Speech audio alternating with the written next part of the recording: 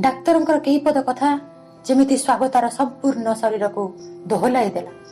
ହୃଦୟଟା ଯେମିତି ଫାଟି ବାହାରକୁ ଛିଟକି ପଡ଼ିଲା। ଡାକ୍ତର କହିଲେ, ତୁମ ସ୍ୱାମୀଙ୍କର ଆଉ କୌଣସି ଅଙ୍ଗ ପ୍ରତ୍ୟଙ୍ଗ କାମ କରୁନି।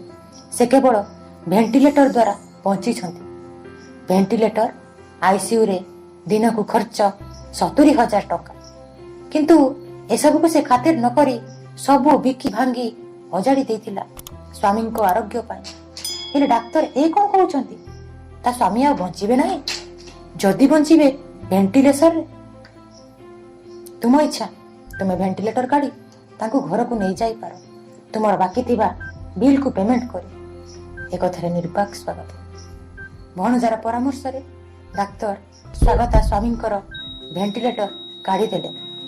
ମେଡିକାଲରୁ ଫେରିବା ପରେ ସମସ୍ତଙ୍କ ମନର ଯନ୍ତ୍ରଣା କମୁଥାଏ ଓ ବଢ଼ୁଥାଏ ସ୍ୱାଗତା ମନର ଯନ୍ତ୍ରଣା।